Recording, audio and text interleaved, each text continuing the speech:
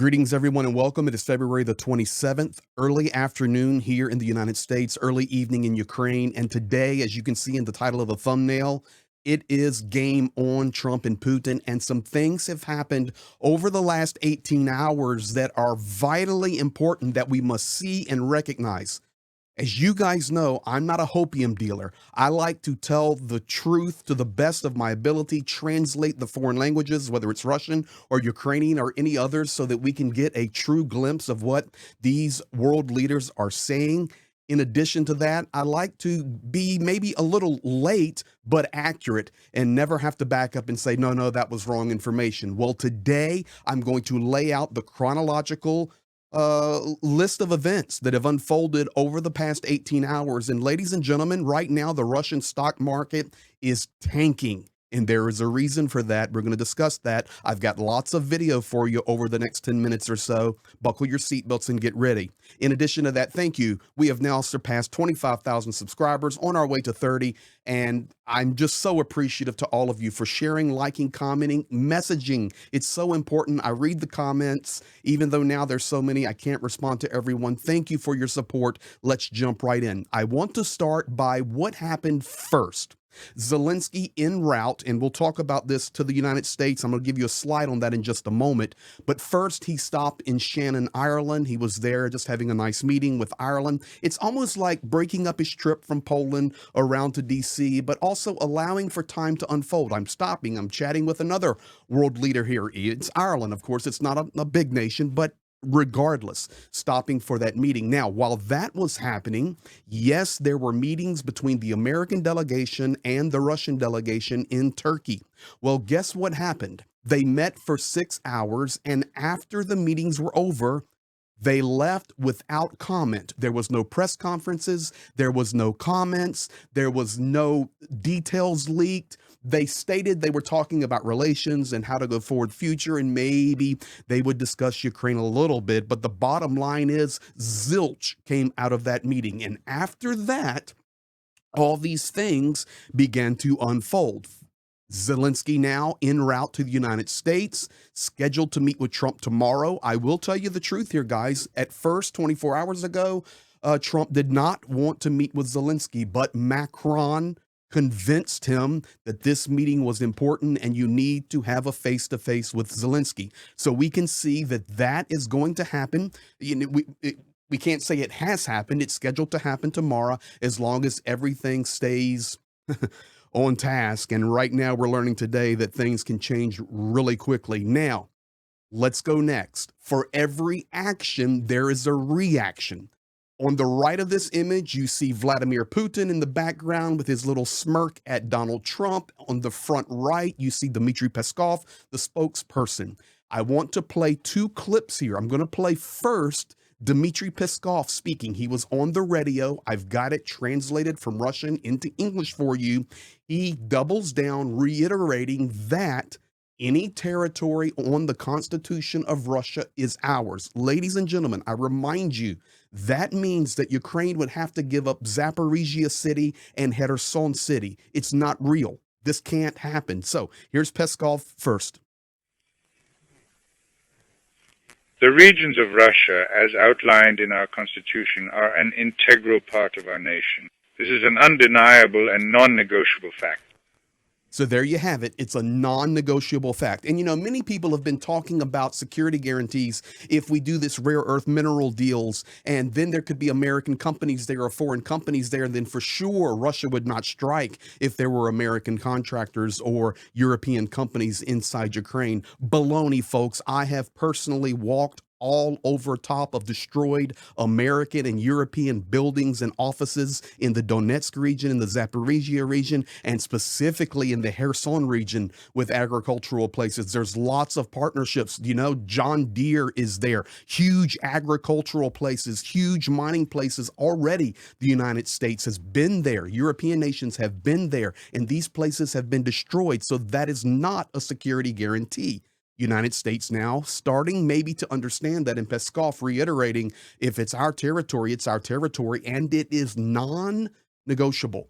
Now, the same time, Vladimir Putin spoke today at the FSB meeting.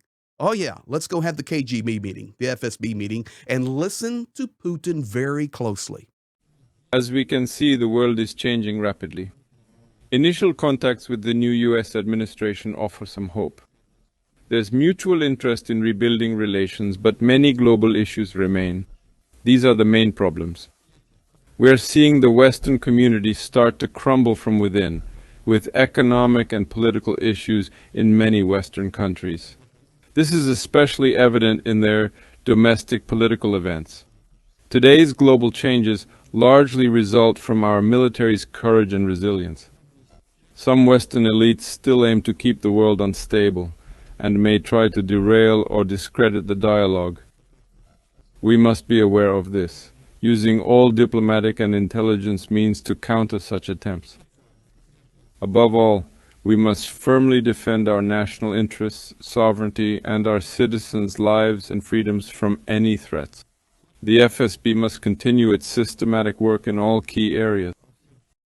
There you have it, ladies and gentlemen. So he's basically saying, our chats with the new Trump administration got off to a good foot, started off on a good foot, but read between the lines, ladies and gentlemen.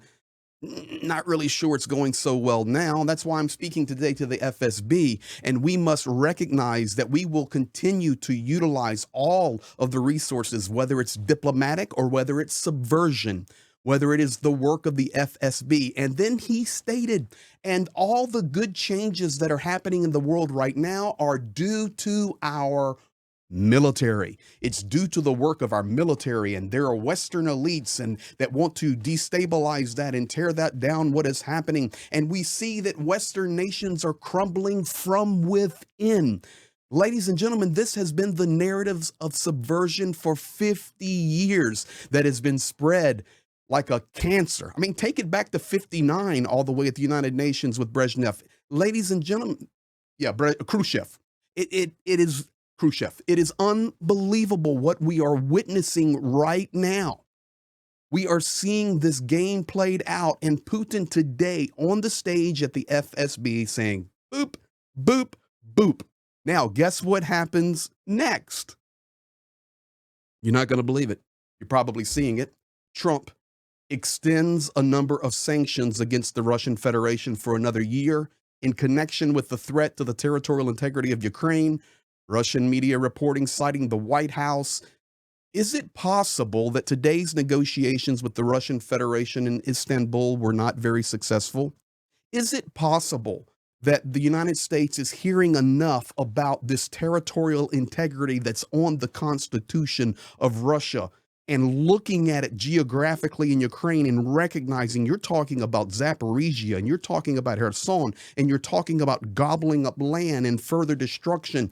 Is it possible that the door is starting to crack and some understanding is coming? I do not know the answer to that, but I can tell you today the game is on. Now, I have another video for you, and this one is absolutely unbelievable. Jasmine Crockett, Democrat from Texas, she let it rip today.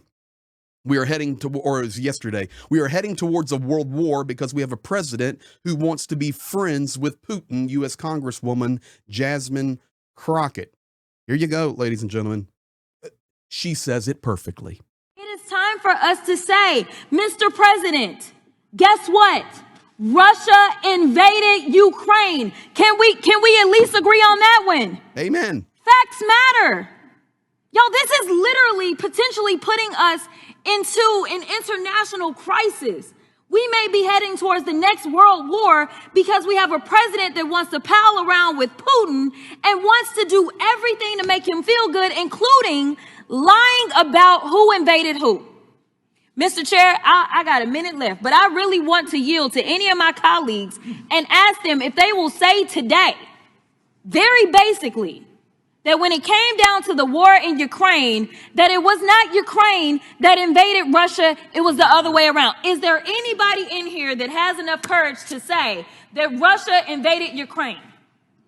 Holy moly. And this is yet the problem. And this is yet the problem. Jasmine gets this. Слава Україні! Героям слава! We have a president that wants to pile around with Putin, and it's leading us right to World War III. She gets it. There are lots of people that get it, and the game is on. Now we're seeing, and this is what we've tried to communicate with everybody. Do not get overly emotional on this by the day-to-day actions. Things will happen, and then as an action happens, there will be a reaction. But today, for sure, in the last 18, 24 hours, there has been an immense amount of activity. Now, we know that talking about the rare earth mineral deals also talks about there's no security guarantees in there, as we understand, and the amount of money is not the 500 billion. All of that looking good for Zelensky tomorrow. But we know that right now, the Russian Federation stock market is falling like a lead balloon. The rhetoric that is happening is having an effect on Russia right now. But when we talk about right now, that's one topic. We need to talk about tomorrow, the security guarantees. How will this end? What territory will Ukraine regain, recover? I support all of it. I support what was agreed upon in 1991 by over 100 nations, that this is the sovereign borders of Ukraine. Putin himself speaking in 2002. I need to play that video for you where he says, I completely respect the territorial integrity of Ukraine as it stands, including Crimea. It's a fact. But what will happen? I don't know. For sure, security guarantees as we go forward are going to be a huge player in this. And with that said, I want to introduce you now to this guy's name is Georgy Tuki. He is the foreign minister spokesperson of Ukraine. Maybe you've not heard from him. He doesn't get a lot of airtime in the English language. Of course, there in Ukraine, he does. But he talks about security guarantees and what it must look like in reality. Is this message getting to Europe? Is this message getting to the United States? I don't know. Let's see. Here is what he says. We believe if our allies are ready to discuss sending forces for long-term peace in Ukraine, we can also talk about air security, including allied air patrols. If we're discussing a possible military presence, it should cover land, air, and sea components. There you have it, ladies and gentlemen. Security guarantees are not 30,000 troops setting in Kyiv from foreign nations. He's talking about air patrol, sea patrol, real security guarantees. And I believe this is exactly what Zelensky has said for 3 years. We never had real security guarantees. And for sure, the invading nation, as Jasmine Crockett so beautifully stated, cannot be a nation that guarantees security. Today, the game is on. A lot has changed. Thank you for sharing, liking, commenting. Please drop a comment. What do you think? What was your favorite video there? I know probably Jasmine Crockett. Unbelievable. Make sure you see the Jasmine Crockett piece there.